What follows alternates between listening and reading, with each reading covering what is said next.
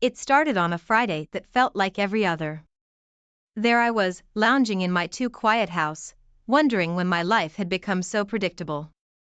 My husband, bless his heart, had become more married to his job than to me. Nights were lonelier, and conversations were more about what was for dinner than how we felt. I craved something, anything, that felt like excitement. That night, I decided I wasn't going to be the dutiful, waiting wife. I needed to feel alive. So, I did something out of character. I went out alone, to a bar downtown, the kind where the music vibrates in your chest and the lights make everyone look a bit more interesting. The bar was buzzing, a mix of the usual Friday crowd looking to unwind. I nestled myself at the corner, nursing a drink I barely liked. That's when he walked in. You know the type. Charisma in his step.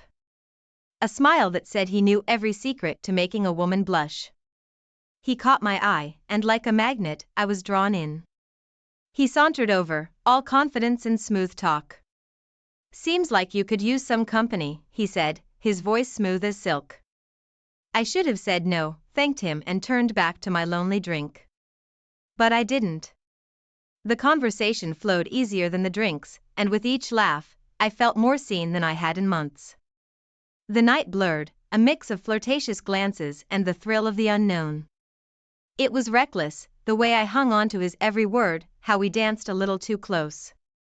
When he suggested we leave, a voice in my head screamed to reconsider, to remember the life I had outside this moment. But that voice was drowned out by the louder one, craving to feel something new, something exhilarating. So, I left with him, abandoning all my usual caution at the door. The hotel room was a stark contrast to the vibrant bar, quiet except for our breathless laughs.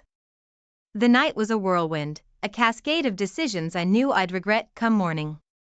But in the darkness, with him, I allowed myself to forget. I forgot about the husband who barely looked at me, the silent dinners, the loneliness. For those hours, I was someone else, someone daring, unburdened by the expectations of my mundane life. Morning came too soon, its light unforgiving. The exhilaration of the night turned into a heavy cloak of guilt as I watched him sleep. What had I done? I slipped out of the bed, gathering my things in a silent panic. I left before dawn could fully break, before he could wake up and see the regret in my eyes. The walk of shame, they call it. But it wasn't shame that weighed on me, it was the realization that I had crossed a line from which there was no return. I had become the woman I judged in stories, the one who made a selfish choice without thinking of the consequences. As I made my way back to the life I had momentarily escaped, I couldn't shake the feeling that everything was about to change. And not for the better. I had sought excitement, a break from the monotony, but at what cost? The thrill of the night was gone, replaced by a gnawing dread of the fallout that was sure to come. This chapter of my life wasn't one I'd ever imagined writing. It was supposed to be a night out, a brief flicker of rebellion. Instead, it became the first domino to fall in a line that would lead to my unraveling. Walking through the door of what was supposed to feel like sanctuary felt more like entering a courtroom, knowing I was guilty as charged. My heart was pounding, not from the remnants of last night's thrill, but from the fear of the unknown that lay ahead. I had rehearsed a story in my mind, a simple tale of an impromptu girls' night that had stretched into the early hours. It sounded plausible enough if I could keep my voice from trembling. I found him in the kitchen, his back turned to me as he made coffee. The normalcy of the scene was jarring. Morning, I ventured, trying to sound casual, as if the weight of last night's choices wasn't threatening to crush me. He turned, offering a smile that didn't quite reach his eyes. How was your night? He asked, and I could swear there was a sharp edge to his curiosity. It was good, just what I needed, I lied, pouring every ounce of feigned nonchalance I could muster into my voice. You know, girl talk, wine. It got late, so I crashed at Jess's. The name slipped out too easily, a testament to how often I'd used my friend as an alibi in my head. His nod was slow, too slow, and I could feel the threads of my fabricated tale unraveling with each passing second. The morning passed with an unease that clung to me like a second skin. His questions were casual, almost indifferent, but there was a scrutiny in his gaze that I couldn't meet. I busied myself with chores, anything to avoid that penetrating look. It was when I was folding laundry, a task I usually loathed for its monotony, that he found the receipt. The slip of paper floated to the floor, innocuous yet damning, a stark reminder of a reality I wished I could undo. "What's this?" The simplicity of the question belied the complexity of the emotions behind it. I froze, every rehearsed excuse deserting me as I turned to see him holding the hotel receipt, the date and time a glaring testament to my betrayal. "Oh, that? Must have picked it up by mistake. You know, from Jess's place," I stammered, the lie tasting bitter on my tongue. The skepticism was palpable in the air between us, a chasm that widened with every word I spoke. The argument that followed was a blur of accusations and denials, a dance of desperation on my part to cover the tracks that led directly to my guilt.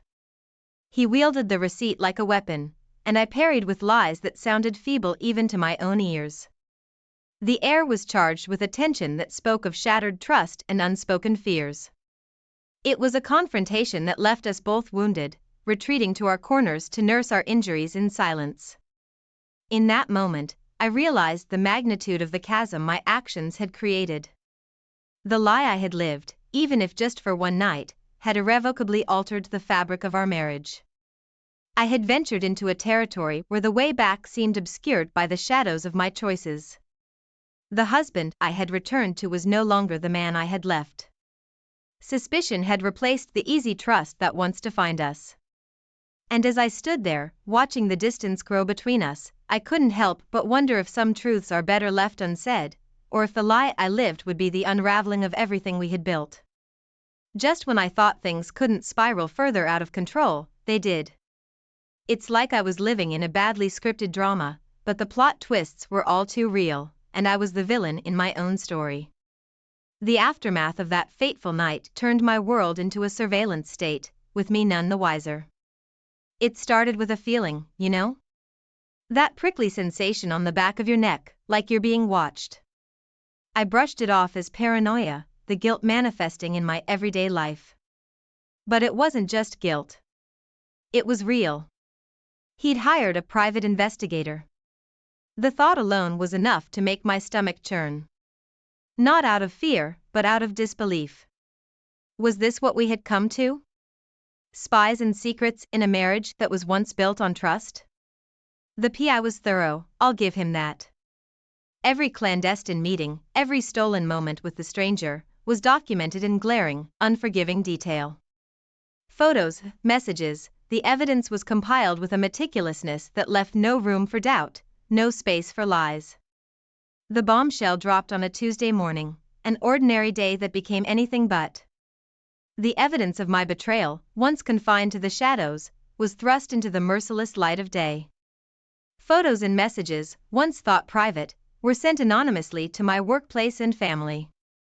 The fallout was immediate and devastating. My job, a position I had dedicated years to, was gone in the blink of an eye. The scandal, they said, was too much. The disgrace I had brought upon myself now extended to them, and they severed ties with a cold finality that left me reeling. But the professional fallout paled in comparison to the personal. My family, the people who had stood by me through every high and low, were suddenly strangers. The disappointment in their eyes was a blow more painful than any other. Conversations became minefields, every word weighed down by judgment and disgust. The estrangement wasn't loud or violent. It was the silence, the absence of their presence in my life, that cut the deepest. I had become a pariah, isolated by my own actions, a leper in my own skin. In the midst of this turmoil, the stranger, the catalyst for my downfall, became a ghost. Attempts to reach out, to find some semblance of solace or explanation, were met with silence. It was as if he had vanished, leaving me to face the consequences of our actions alone. The loneliness was suffocating, a constant companion in the wake of my shattered world. Looking back, I see the naivety in my belief that I could keep this secret, that the truth wouldn't claw its way out and lay waste to everything in its path. The irony isn't lost on me. I sought an escape from my mundane life, a spark of excitement, and instead ignited a fire that consumed everything I held dear. The cost of my transgression was higher than I could have ever imagined, a price paid not just by me, but by everyone around me. In my quest for something more, I ended up with less than I started, a stark reminder that some actions have irreversible consequences, and the path to redemption is a lonely, treacherous road. In a plot twist worthy of the most twisted thriller, my life took a nosedive into realms I couldn't have imagined in my wildest, most paranoid fantasies. If I thought I'd hit rock bottom before, I was sorely mistaken. The real descent began the day he sat me down, his demeanor calm, almost clinical, as he laid bare the intricacies of the trap he'd set for me. He confessed, with a chilling detachment, that he'd been the architect of my downfall. Every misstep I'd made, every clandestine encounter with the stranger, had been carefully orchestrated by him. The stranger, the man I thought had stumbled into my life by chance, was nothing more than an actor. A pawn in a game I didn't even know I was playing. The revelation was a gut punch, the betrayal a bitter pill that lodged itself in my throat, a constant reminder of my naivety. But the cruelty didn't end with just words. He took his scheme a step further, twisting the knife with a relish that chilled me to the bone. A video, my own words damning me, was leaked online. My confession, meant for the ears of a supposed confidant, became fodder for the masses. The public humiliation was swift and brutal, a digital scarlet letter that marked me for the world to see. And as if to add insult to injury, he filed for divorce. Not just any divorce, but one that painted me as the villain, the adulterer who had forsaken her vows for a fleeting moment of passion. The legal documents were a cold, hard slap, a reminder that in his quest for vengeance, no blow was too low. The terms were merciless, designed to strip me of everything. And strip me, they did. Financial ruin came knocking next. The joint accounts, once a symbol of our shared life, were drained, leaving nothing but digital tumbleweeds rolling through the barren landscape of my bank app. Credit cards, those lifelines to normalcy, were cancelled, leaving me stranded in a financial desert with no oasis in sight. I was left reeling, a ship adrift in of my own making, or so I thought. The truth was far more sinister. I was the victim of a meticulously planned vendetta, a game of psychological warfare where I was the unwitting opponent. The man I had married, the man I had loved, was a stranger, his heart a labyrinth of spite and vengeance from which there was no escape. In those dark days, I found myself grappling with the shards of my shattered life, each piece a reminder of the folly of my choices and the ruthlessness of his revenge. The isolation was complete, my once vibrant world now a monochrome tableau of despair. Betrayal, both mine and his, was the poison that coursed through the veins of our marriage, leaving nothing but wreckage in its wake. This wasn't just a chapter in my life, it was a complete rewrite of my narrative, a story where I was both the protagonist and the antagonist, caught in a web of deceit and retribution. The lesson was harsh, the price exorbitant, paid in the currency of trust, love, and security. In the end, I was left with nothing but the echoes of my choices and the cold realization that some actions are irrevocable, their consequence is a chasm from which there is no return. In the midst of my turmoil, a new twist unfolded that I couldn't have scripted even if I tried. Just when I thought my situation couldn't get any more convoluted, life threw me a curveball in the form of a woman, fierce, determined, and with a story that mirrored mine in its betrayal, albeit with a twist. She was the real wife of the actor, the man I had believed was a stranger drawn to me by fate. She found me in a way that only someone who had been through the ringer of deceit could, unannounced and unapologetic. "We need to talk," she said, her voice steady, her eyes holding stories of pain and defiance that resonated with my own. I was wary, of course. Trust was a commodity I could no longer afford, yet there was something in her demeanor that compelled me to listen. Her story unfolded like a soap opera, with layers of betrayal that made my own ordeal seem almost pedestrian. Her husband, the actor, had been part of a revenge plot so twisted it made my head spin. It wasn't just about my downfall, it was about hitting her where it hurt the most, through me. The realization that my catastrophic affair was merely a pawn in a larger game of marital chess was both a shock and a strange relief. I wasn't alone in this web of deceit. What came next was even more surprising. She proposed an alliance, a chance to turn the tables on both our betrayers.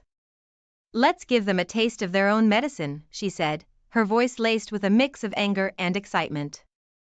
It was a dangerous proposition, one that could easily spiral out of control. Yet there was a part of me, perhaps the part that had been scorned and humiliated, that leapt at the opportunity for retribution. Our plan was simple yet ambitious. We would dig into the darkest corners of their lives, exposing the secrets they held dear. Starting with hacking into my husband's personal and business accounts, a task that proved easier than expected with the help of a tech-savvy friend who sympathized with our cause. The information we unearthed was damning, a treasure trove of misdeeds that would crumble their facades of respectability. The sabotage was meticulous, a slow drip of information that began to erode their standing in both the personal and professional arenas. Each discovery felt like a small victory, a reclaiming of the power that had been stripped from us. Yet, with each move we made, a nagging doubt crept in. Were we becoming the monsters we sought to punish? The line between justice and revenge blurred, leaving me to ponder the cost of our vendetta. As our plan unfolded, the alliance I had formed with the actor's wife grew stronger. We were two women, wronged and resilient, fighting back against the machinations of men who had underestimated our strength. Together, we were formidable, a force fueled by the fires of betrayal but tempered by the lessons of our past. This chapter of my life was a departure from the victimhood that had defined me. It was a foray into uncharted territories of revenge and redemption, where the risks were high but the rewards, we hoped, would be even higher. As we laid our traps and watched as our adversaries began to falter, I couldn't help but wonder about the aftermath. Would our quest for retribution bring us the peace we sought, or were we merely weaving a new web of deceit that would entangle us further? Only time would tell, but one thing was certain. The game had changed, and we were no longer playing by their rules. As the plot of my life thickened, I found myself embroiled in a psychological game of chess I never knew I was playing. With each move, the stakes grew higher, and the lines between ally and adversary blurred. My newfound confidence, fueled by the alliance with the actor's wife and our vengeful machinations, did not go unnoticed. My husband, with his ever-watchful eye, sensed a shift in the tide. His reaction was swift, a calculated attempt to sever ties and protect his own interests by accelerating the divorce proceedings. It was a clear message: he was no longer playing defense. Faced with this new challenge, I sought out the actor, the man who had played his role too well, becoming the linchpin in my husband's elaborate scheme. Our confrontation was fraught with tension, a dance around truths too painful to fully acknowledge.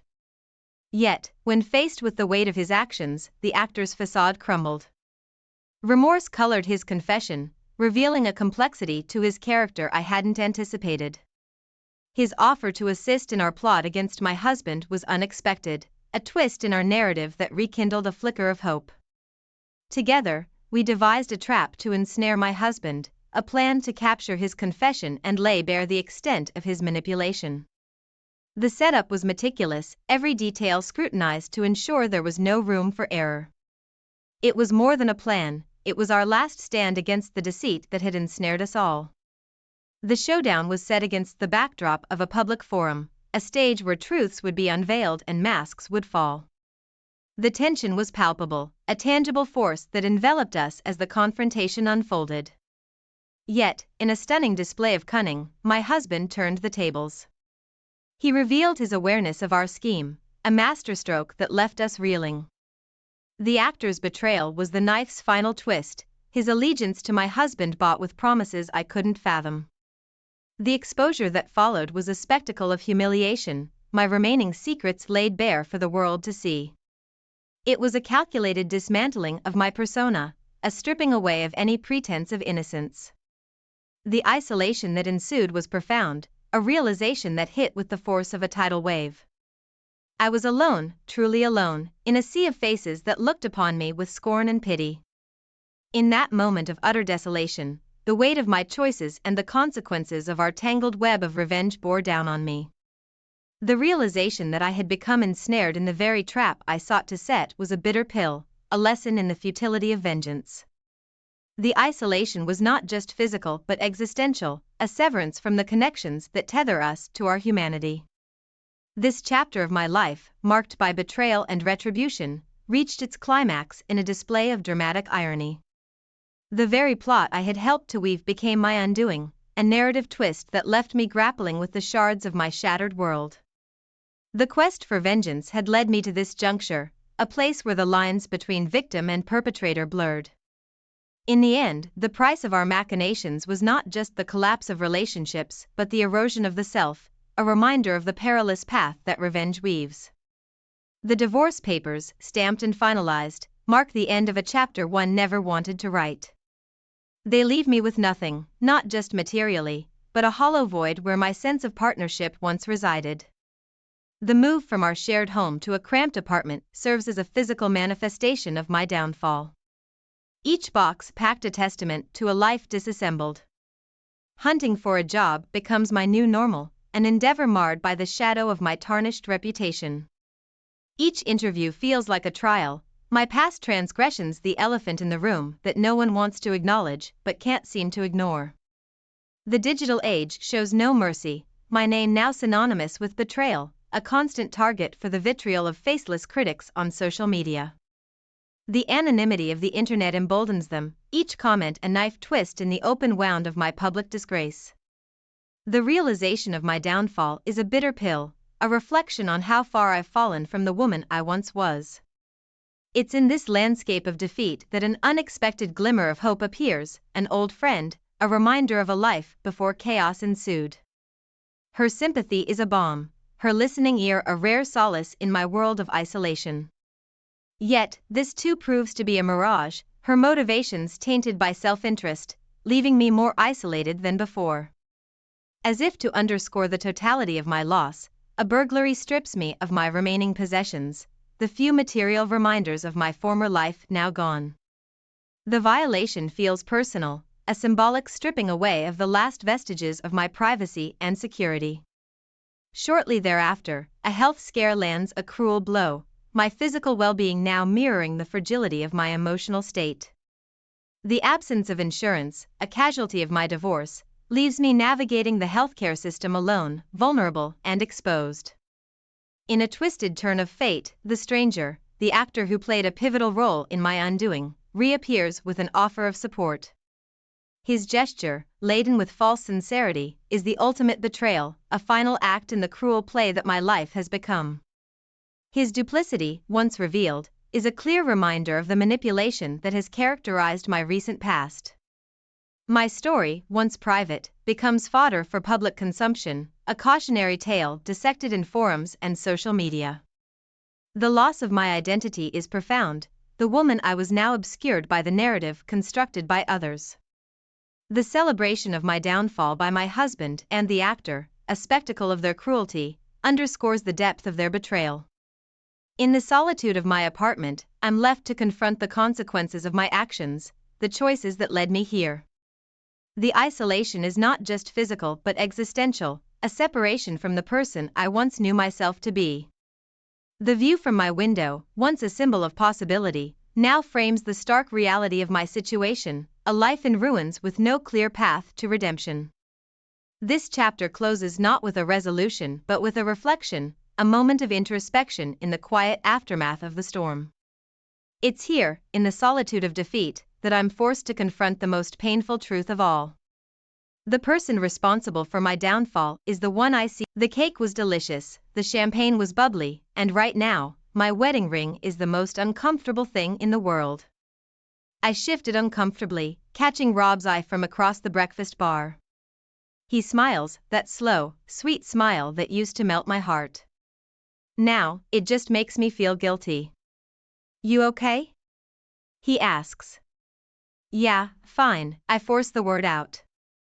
Just, wedding stuff. A pathetic excuse, even to my own ears.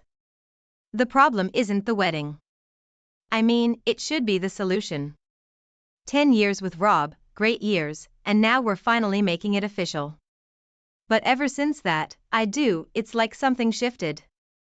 Everything's the same, but it's not. He eats his cereal the same, kisses me the same before work, but it feels flat. Stale. Even his snoring, which used to be kinda cute, now makes me want to scream into a pillow. Work should be a distraction, but it's the opposite. Andrew's been there for years, just friendly banter and shared lunches. But since the wedding, I don't know. When he looks at me now, it's different. A lingering warmth behind his eyes that wasn't there before. Makes my cheeks burn a little too bright. God, I need to pull it together. Those after-work drinks with him yesterday? Way too many laughs, fingers brushing, accidentally, way too often. I shouldn't have let him walk me to the bus stop, shouldn't have let my hand linger when he shook mine goodbye, and I most definitely shouldn't have thought about that touch on my commute back to Rob. To my husband. Hey, everything all right? Rob again, he's watching me like he knows I'm mentally a million miles away. Maybe I am, maybe I'm at work, imagining Andrew's grin and how it makes my stomach do weird flip-floppy things. Things it hasn't done for Rob in years. Long day at work, I lie smoothly, and it hits me.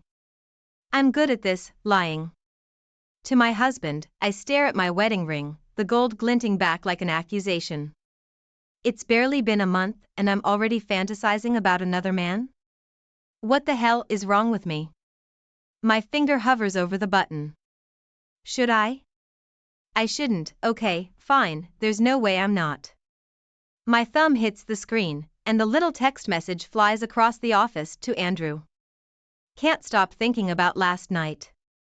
The reply comes almost instantly, me neither. A smirk twitches my lips as a rush of naughty excitement surges through me. It's wrong, so wrong, but it feels impossibly good.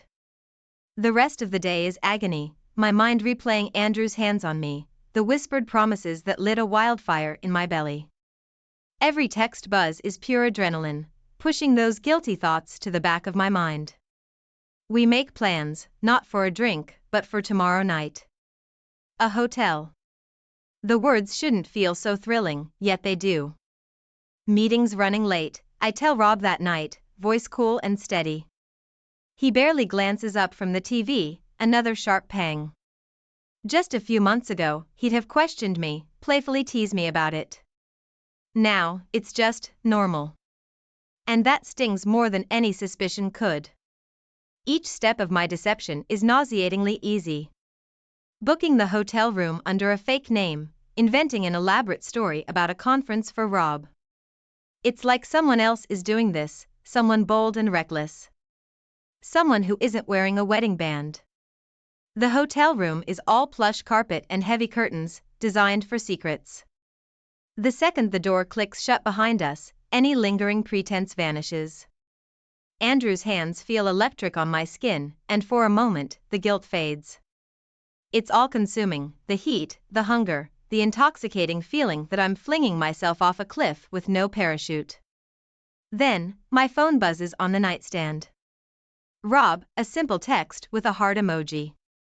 Just like that, reality comes crashing down. My stomach churns, and I shove the phone under like I can bury the shame just as easily. Andrew pulls me close, but I feel a million miles away. What was a fantasy is now a chilling reality. I'm not just the girl flirting at work, I'm the cheating wife. What the hell have I become? The smell of coffee makes me want to gag. I make a half-hearted attempt to smile at Rob, but he's already scrolling through his phone. I force down a piece of toast, my insides churning the whole time. How am I going to survive this?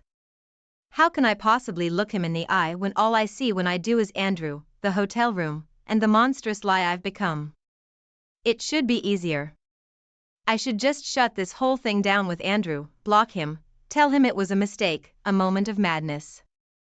But the second I see him at work, all resolve washes away. We steal glances like kids passing secret notes in class. One whispered, "You look beautiful," in the hallway later, and that fire reignites. God, I'm pathetic.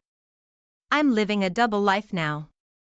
Half of me is the wife, robotically going through the motions. The other half craves the stolen texts, the quick rendezvous in empty meeting rooms, the burning heat of Andrew's eyes on my body. And the scariest part? It's thrilling. But the thrill comes with a heavy, dread-filled chaser. I jump every time my phone buzzes, terrified Rob's somehow seen a text. I imagine every sideways look from a coworker means they know. Each time Rob kisses my cheek goodbye, I flinch, sure you must smell Andrew on my clothes. You seem distracted, Rob says one night, interrupting my frantic search for a stray hair clinging to his collar. He's right. I am. I'm distracted by my guilt, by the fear that's eating away at me. Just tired, I mumble, avoiding his eyes.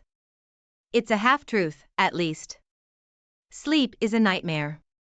I either wake up gasping after Rob discovers everything, or worse, I'm back with Andrew, my heart pounding with a lust that makes me feel sick. The lies are never ending now, each one a fresh knot in the tangled web I've woven. Work events, family emergencies. I spew excuses at Rob, and he eats them up. Because he trusts me, and I'm trashing that trust every single day.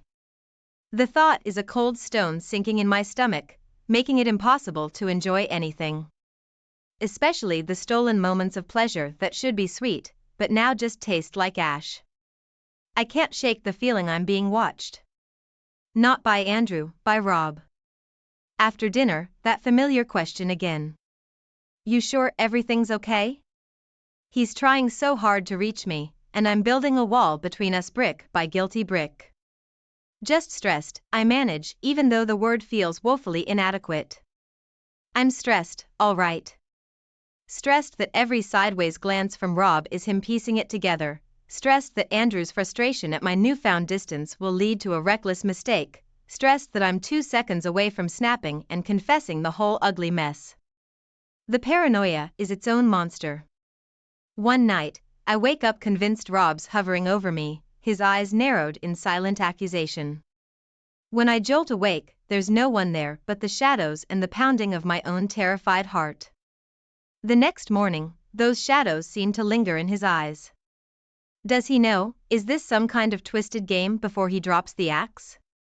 At work, things aren't much better. Andrew, bless his oblivious heart, hasn't noticed Rob's growing suspicion, but I have. He sulks, his flirting now edged with a desperation that sends a shiver of fear down my spine. We need to talk, he demands, cornering me by the coffee machine. My heart lurches into my throat. About last night? About the fact I barely responded to his texts? About the fact I want this to be over? Before I can answer, Sarah, Andrew's wife, the one I try desperately to avoid, walks by. My distraction is clear, and something flashes in Andrew's eyes. Is he jealous, or starting to suspect? Later, while grabbing a file I, accidentally, overheard whispers Andrew's name, then something about an intern, and a hotel? My world tilts sideways. Is this why he was so insistent? Just another fling for him? Me? Just a notch on his bedpost? Fury surges through me, hot and blinding. Then another, even more terrifying realization hits, everyone knows. Everyone but Rob. That night is pure torture. My gaze flits nervously to Rob's phone more times than I can count. And then it happens, a text notification, I know the sender before I even look. The world shrinks down to those few glowing lines on the screen, something sweet, something sexy, something utterly damning. Rob's in the shower, but my shaking hands fumble to delete it before he sees. He can't see, he can never see, but when he emerges, eyes still soft with sleep, I can barely meet his gaze. The question hangs heavy in the air, is it suspicion I see there now, or just the hurt of a husband wondering why his wife is suddenly a million miles away? Talk to me, Rob's voice is low, a dangerous rumble in the otherwise still air. I can't look at him, can't see the pain in his eyes, the way he's holding himself like a single wrong move might shatter him entirely. There's nothing to say, I croak, but it's a pathetic lie. The words are there, poisonous and vile, buzzing behind my teeth. Confess, apologize, explain, just get it over with. But even with the world crashing down, there's still a flicker of terrified defiance. You're crazy, I snap instead, projecting your own insecurities onto me. His flinch is like a whiplash across my skin. 10 years of trust, 10 years of us, and in one agonizing moment, I undo it all. The accusations fly fast and furious then. Each word slices open new wounds on both our hearts. The safe, familiar room has become a battlefield. When it's over, when the shouting fades into sobs, I collapse on our bed, our perfect bed, and feel nothing but a hollow emptiness where love was supposed to reside. Rob's on the couch, an unbridgeable ocean between us. Sleep doesn't come, just memories of his smile, his touch, the life I've carelessly thrown away. Then, that damned phone buzzes. It's Andrew, oblivious, stupid, reckless me hits reply. All it takes is one glance from Rob, one glance before he lunges, snatching my phone from hands that suddenly feel coated in grime. The messages are there, damning evidence in those glowing rows of text. My stupid confession of missing him, his reply, promising another stolen night. Rob doesn't even need to say it. His face, God, his face. It shatters. It's not anger at first, but a gut-wrenching, bone-deep hurt. Like all the oxygen has been sucked from the room, leaving him gasping. And I'm the one who turned off the air. How could you? It's barely a whisper, broken glass on the floor. The apologies spill forth, mangled and useless. Then the blame. It's ugly, the things we say, ripping into what's left of our life until it's not just a mess, but an unrecognizable pile of ash. I say things I can never take back, and worse, I know they're true. It ends with a door slamming, the vibration running up my spine. I sink to the floor and finally let the tears fall, wishing not for forgiveness, but oblivion. Each clang of a fork against a plate sounds like a death knell for our marriage. Breakfast is the worst, the morning light cruelly highlighting the empty space beside me at the table. Rob doesn't look up from his cereal, even the silence is accusatory. He's banished to the guest room now. That door with its new, heavy lock might as well be a tombstone on 10 years. Last night, I heard him crying on the other side. Quiet sobs that made me want to curl up and die, but pride held me back. I deserve this misery, maybe if I suffer enough, the guilt might wash away. Spoiler alert. It doesn't. I break things off with Andrew over the phone. It's cowardly, I know, but seeing him again, feeling the pull, would have shattered what little resolve I have left.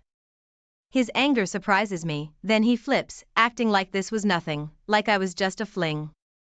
The realization stings more than any insult would have. I was a fool, just another notch on his bedpost. The news travels fast, Rob's sister calls, she's his champion, always has been, but even her voice has an edge to it now. Disappointment tinged with pity, she says the right things, but I know she's silently judging. Everyone is. Work is worse, my little escape route is now a war zone of covert glances and whispered speculation. I swear, the elevator dings sound accusing. They know, they all do. This isn't just gossip anymore, it's my legacy. The woman who ruined her perfect life for some cheap, meaningless thrill. I pack a bag with trembling hands. Each folded shirt, each neatly arranged pair of shoes, is an exercise in agony. Our wedding photos stare mockingly from the dresser. Rob's in the living room. I don't tell him I'm leaving, just put the suitcase by the door. Going somewhere, his voice is sandpaper, devoid of feeling. It's somehow worse than anger would have been. I nod, unable to find my voice. I want to kneel, beg for forgiveness, or even understanding. But the words won't come, and even if they did, they would mean nothing now. I walk towards the door, and for the first time, this place doesn't feel like home. The door closes with a soft click, not a bang. It's the most anticlimactic ending to the most destructive thing I've ever done. I stand there for a moment, unsure where to go, what to do. All I know is that turning the knob was easy compared to what comes next. The new city isn't a fresh start, it's exile. This cramped apartment, its sterile walls and unfamiliar creaks, just amplifies the silence echoing in my heart. I am what those rom-coms warned against, the woman with a suitcase full of regrets, and nowhere to unpack them. Nights are the worst, sleep is a fickle beast. When it finally does come, it's riddled with nightmares. His eyes, once filled with warmth, now burning with hatred. I wake with ragged gasps, the sheets coiled around me like a shroud. Even morning brings no escape, only the dull ache of guilt that's become as familiar as my own heartbeat. News travels even to this isolated corner of my new life. Rob's sister, an unlikely lifeline in this disaster, sends a clipped text. He's seeing someone new, Sarah, of all people. They met at a charity event, she says. It should hurt more than it does. It should feel like a fresh betrayal, but deep down, there's a flicker of, what? Relief? Is it even possible to be happy for him, knowing I destroyed any chance of my own happiness? I try to fill the void. Dates, mostly. Tinder swipes, awkward coffee meetups. Each time, there's that moment. The pause when they ask about my past, when honesty feels like the only way forward. And each time, their eyes change. Pity, judgment, or worse, a flicker of predatory interest. I'm damaged goods now. My escape is work, mindless spreadsheets, until one day, it isn't. I stumble across an article. It's one of those clickbait self-help trash pieces, but something in the title stings. Infidelity. The lies we tell ourselves. It's harsh, brutal, eviscerating every pathetic excuse I've been clinging to. That night, everything shatters again. Not with a bang of anger, but the quiet sobs of a soul finally acknowledging the devastation. It's the turning point, not the grand kind from movies, but a desperate, painful one. Therapy starts the next week. It's awkward and humiliating, laying bare the ugliest parts of myself for a stranger who charges by the hour. I talk about Rob, the good times, the way he laughed at my silly jokes. The therapist doesn't offer easy comfort. She asks why ruin all that? I still don't have the answer. Time becomes a blur of introspection, punctuated by tears that sometimes feel pointless, and other times, like they might actually be washing something away. I don't emerge whole, because maybe I never really was, but there's a strength forging amidst the shattered pieces. One day, I look in the mirror and the haunted woman staring back doesn't frighten me as much. The betrayal will always be there, a scar on my soul, but maybe, just maybe, it doesn't have to define me. I never thought a kiss could unravel my life, but there I was, at the office party, lips locked with Jake, the new guy from accounting. Stupid, right? I mean, I had a loving husband at home, and here I was, acting like a lovesick teenager. 2 days later, while dusting our bedroom, I found it. An engagement ring, elegantly simple, tucked away in a small box. My heart sank. Dan, my husband, was planning to propose again, for our 5th anniversary. The guilt hit me like a tidal wave. I couldn't believe I'd been so reckless. I had to end it with Jake. It was a mistake, a terrible mistake. So, the next day at work, I told him straight up, we can't do this. But Jake, with those piercing blue eyes, said, no one needs to know. It's just a bit of fun. Fun? My marriage was on the line. Then, Dan dropped the bomb. Pack your bags, we're going to Paris. He announced, one evening, his eyes sparkling with excitement. I forced a smile, my mind racing with the turmoil inside me. Paris should have been magical. It's the city of love, after all. But as we strolled along the Seine, my secret weighed heavily on me. And then, another shocker. I was late. I mean, really late. Panic set in. A pregnancy test confirmed my worst fear. Pregnant. But who's the father? Dan. Who's been nothing but loving and kind, or Jake, the mistake from the office party? As I stared at the positive test, I realized my life was about to change, and not in a good way. Under the sparkling lights of the Eiffel Tower, Dan got down on one knee, his eyes shimmering with love. "Will you marry me? Again?" he asked, holding out the ring I'd discovered earlier. I said, yes. My voice barely a whisper, my heart a chaotic mess. The moment was perfect, but my guilt, oh, it was suffocating. Back in the hustle of our daily life, things took a darker turn. Jake, Mr. Office Flirt, wouldn't take no for an answer. He cornered me in the break room, hissing threats. Imagine what Dan would think if he knew. He sneered. My stomach churned. This was spiraling out of control. Then, the text started.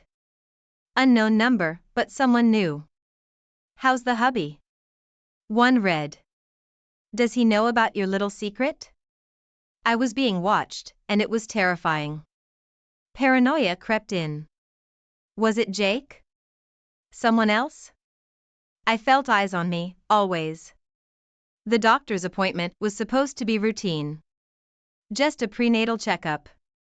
But there, with Dan sitting beside me, the doctor blurted out, "Congratulations on the pregnancy." Dan's face lit up like a kid on Christmas. He was ecstatic, talking about baby names and nursery themes. I should have been happy, but all I felt was a sinking guilt, a relentless, what if? I was living a lie, a terrible, tangled web. With each passing day, the fear of everything crashing down grew stronger. And there I was, stuck in the middle, with no idea how to fix the mess I'd made. Each beep of my phone sent shivers down my spine. The texts weren't just nosy anymore, they were demanding. Pay up, or hubby knows everything. I felt trapped, like a rat in a corner. The only way out? Money. So, I did what I thought I'd never do. I logged into our joint account and transferred the cash. My hands were shaking the entire time. But money leaves a trail, doesn't it? Dan noticed the missing chunk almost immediately. Babe, did you go on a shopping spree or something? He asked, trying to keep the mood light. I could see the worry in his eyes. I hated lying to him. Yeah, I may have splurged a bit. I stammered, avoiding his gaze. I was spiraling, losing grip on the lies and the truth. And just when I thought things couldn't get worse, Jake dropped a bombshell. I can't be the father of your baby, he said out of the blue one day. I'm infertile. It was a confession that should have been a relief, but it just added another layer of chaos to my already turbulent life. The relief of knowing the baby was Dan's was overshadowed by the mountain of lies I'd built. I couldn't look Dan in the eyes without feeling a pang of guilt. The blackmailer was still out there, and Jake's revelation felt like a ticking time bomb, ready to explode any second. I was caught in my own web of lies, each day sinking deeper into a hole I had dug myself. And the worst part? I had no idea how to climb out. It felt like the walls were closing in on me. I needed a break, some space to breathe and think.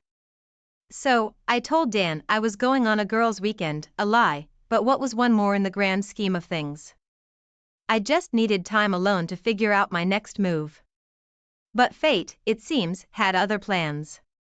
While I was holed up in a tiny beachside motel, trying to make sense of my life, my world came crashing down. Dan found out.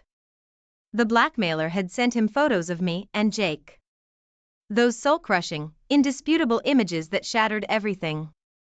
Before I could even attempt to explain, Dan was gone. He left a note that simply said, "I need time." He took his clothes, his things, and the engagement ring, the symbol of our second chance, now just a painful reminder of what we'd lost. I was alone, completely and utterly alone, when the contractions started. It was too early, way too early. The stress, the lies, the constant fear, it had all become too much for my body to handle. I gave birth to our baby, a tiny, fragile little thing, in a sterile hospital room, with no one by my side. And then, as if life hadn't already kicked me enough, I got served. Divorce papers, right there in the hospital. Dan had made his decision. It was over. Our marriage, our future, everything we'd built, gone in the blink of an eye. Lying there, holding my newborn, the reality of my choices hit me hard. I'd lost Dan. I'd lost myself. And now, I was on the brink of losing everything else. The weight of my decisions, my mistakes, was crushing. And I had no one to blame but myself. Just when I thought things couldn't get any worse, they did. My best friend, the one person I thought I could always count on, dropped a bombshell. "I knew about you and Jake," she said, her eyes avoiding mine. "I've known for months." I felt like I'd been punched in the gut. Betrayed. That's what I was. Betrayed by my friend, my colleague, and worst of all, by myself. I couldn't even look at her. The trust we'd built over years, gone in an instant. I told her to leave, to just get out of my life. And just like that, I was down one more ally in this mess of a life I'd created. Then came the next blow. Jake. He'd been fired. And guess who he blamed? Me. "You've ruined my life," he spat over the phone. As if I hadn't already ruined my own enough. But it wasn't enough for the universe to see me down, it had to kick me too. The final nail in the coffin was my own job. "We have to let you go," my boss said, not meeting my eyes. "Your personal issues are affecting your work." Just like that, I was jobless. Misconduct they called it, I couldn't argue. I knew it was true. Money. I needed money. The bills were piling up, and with no income, I was drowning. So, I started selling my stuff, the TV, the fancy coffee machine Dan had bought me, even my wedding ring. Everything must go, right?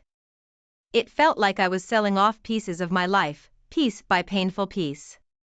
Sitting in my nearly empty apartment, surrounded by the remnants of a life I once loved, I realized just how far I'd fallen. From a happy marriage to this, a lonely, broken woman with nothing left but her mistakes. Life's funny, you know? Just when you think you've hit rock bottom, you discover it's got a basement. The blackmailer, the one who'd been haunting me with texts, was none other than Jake. Revenge, he called it, for ruining his life. Irony much? He was the one who started this whole mess, and there he was, playing the victim. I was desperate, clawing for any semblance of my old life. So, I reached out to Dan. I called, texted, even showed up at his office. But he wouldn't see me. His secretary gave me this pitying look as she said, "Mr. Thompson can't meet you." It was clear. I was no longer a part of his world. Then came the blow from my parents. "We're ashamed of you," my dad said, his voice cold and distant. "You're no longer our daughter." That hurt, more than anything else. Disowned. Abandoned. All because of a few stupid choices. With no job, no family, and almost no money, I moved into the only place I could afford, a rundown apartment in a sketchy part of town. The walls were thin, the neighbors loud, and the smell, well, let's just say it wasn't pleasant. But it was all I had. And then, amidst the chaos, life decided to throw me another curveball. I went into labor, alone and scared, in that dingy apartment.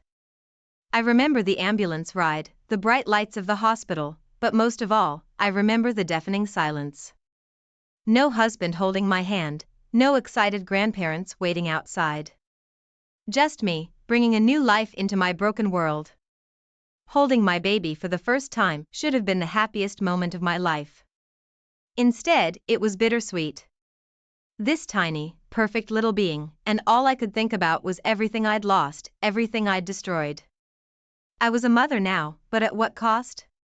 Life has a cruel way of kicking you when you're down. Just when I thought I couldn't lose anymore, Dan filed for full custody of our baby. His lawyers painted a picture of my life that was hard to deny: unstable, unemployed, living in a dump. I read the papers, each word like a punch to the gut, knowing I was on the brink of losing my little ray of hope. Then, out of nowhere, Jake reappeared. "Mister, I caused all your problems," now playing the hero, offering help. "I feel responsible," he said, his eyes not quite meeting mine. I wanted to scream, to tell him he was the last person I needed help from, but desperation has a funny way of silencing pride. So, I accepted, telling myself it was just until I got back on my feet. But Jake's help came with strings attached. He moved in to help with the baby, he said. But soon, he was running my life, telling me what to do, how to act, even how to be a mother. It was suffocating. I felt like I was under his thumb, every move monitored, every decision questioned. I tried to kick him out, once, twice, a dozen times. But each time, he'd get this look in his eyes, this scary, dark look, and he'd say, "If I can't have you, no one will." I knew then that I was in danger. This wasn't just about control, it was about ownership. He saw me as his property, something he could control and manipulate. So, I planned my escape, waiting for the right moment. But every time I thought I had a chance, Jake would reel me back in with threats. Threats against me, threats against my baby. I was a prisoner in my own home, trapped in a cycle of fear and abuse. And the worst part? I'd walked right into it, thinking it was my only way out. The day I lost the custody battle was the day my world truly crumbled. The judge's words echoed in my ears: full custody to Mr. Thompson. Dan won, and who could blame him? My life was a mess. I watched, numb, as he left the courtroom, our baby cradled in his arms. That image, it haunted me, a constant reminder of everything I'd lost. I had to keep going, though, for my baby, for the slim chance I might be a part of their life again someday. So, I hustled like never before. Waitressing at a diner during the day, cleaning offices at night. The bags under my eyes grew heavier, but I couldn't stop. Not when lawyer bills stacked up like daunting mountains, each one a barrier between me and my child. Then, a bizarre twist of fate, Jake was arrested. Not for what he did to me, but for some other shady dealings. Part of me felt relieved, like I could finally breathe without him looming over me. But his arrest didn't change my situation. I was still alone, still scraping by. Loneliness is a strange companion. It followed me everywhere, whispering reminders of my failures. My apartment felt emptier, the silence louder. Sometimes, I'd hold a pillow, pretending it was my baby, just to have something to hold on to. The final blow came unexpectedly. A friend mentioned it casually, not knowing the impact it would have. "Dan's remarried," she said. "He'd moved on. While I was living in a nightmare, he was starting a new chapter. A chapter where I didn't exist." It was like losing him all over again. I remember sitting on the floor of my empty apartment that night, surrounded by the ghosts of my past, wondering how everything had gone so wrong. I had made choices, bad choices, and they'd led me here, to a life of exhaustion, loneliness, and heartbreak. But there was no time to dwell on regrets. I had bills to pay, a job to get to, and a flicker of hope to hold on to. You think you know betrayal, but it has many faces. The latest one? My former best friend cozying up to Dan, my ex. I saw them together, laughing, the way we used to. It cut deeper than I expected. She was part of my past, a past that seemed to be slipping further away, taking pieces of my heart with it. Things kept spiraling. The money I scraped together wasn't enough. The landlord had enough of my late payments. One morning, I found my belongings on the street, the door to my apartment locked. Evicted. The word echoed in my mind, a stark label of my failure. With nowhere to go, I swallowed my pride and found refuge in a homeless shelter.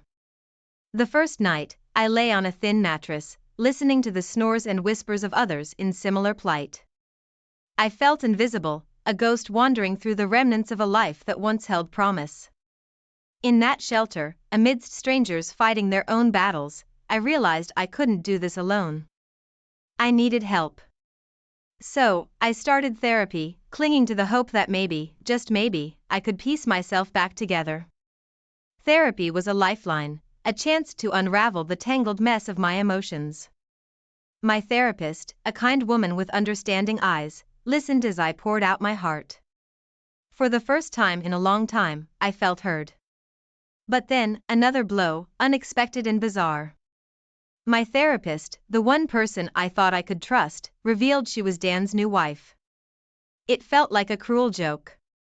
How could this be? The sanctuary I'd found in those sessions shattered. She apologized, said she didn't realize who I was at first. But the damage was done. I left her office feeling more betrayed and alone than ever. There I was, back to square one, with my circle of trust broken and my heart in pieces. The road to healing, it seemed, was full of unexpected twists and turns, each one testing my strength, pushing me to the edge. But I had to keep going, for myself, for the flicker of hope that still burned inside me. There's something about seeing your child from afar, knowing you can't reach out, that breaks you in ways I can't describe. I saw them in the park one day, my baby, Dan, and his new wife. They looked like a perfect little family, and there I stood, hidden behind a tree, a mother turned into a stranger. Life didn't pause for my heartbreak, though. I found a job at a local diner. It was a far cry from my old life, serving coffee and pie to weary travelers and regulars who didn't know my story. Every penny I earned was a battle, barely enough to keep me afloat, but it was honest work. It kept me going. Just when I thought I'd found my rhythm, life threw another curveball. I started getting these headaches, you see, and they weren't just any headaches. After a bunch of tests, the doctor gave it a name. A chronic illness that wasn't life-threatening but was certainly life-altering. It meant medication, more bills, and days when I could barely drag myself out of bed. With my health on a roller coaster and my days consumed by work, I lost touch with everyone who'd once been a part of my life.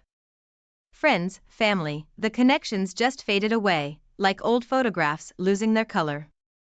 I was alone in a way I'd never been before, disconnected from a world that kept moving without me. And then, the final irony. I heard it through the grapevine. Jake, the man who'd started it all, my ex-colleague and blackmailer, was dead. Killed in prison over some dispute. The news should have brought relief, the end of a chapter marked by fear and threats. But it didn't. It just left a hollow feeling, a realization that the end of his story didn't change mine.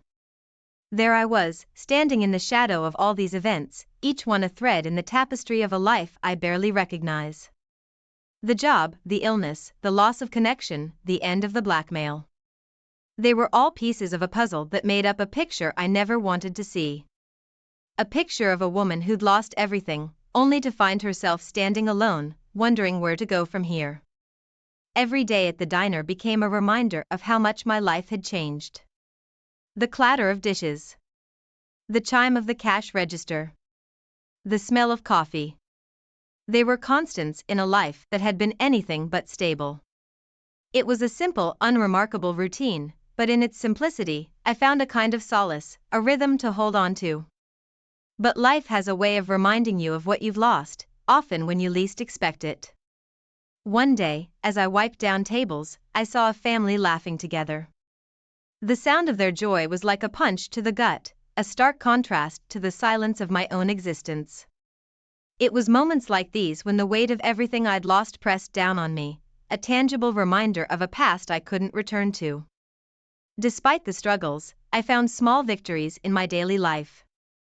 I managed my illness with medication and grit, learning to navigate the bad days with a quiet resilience.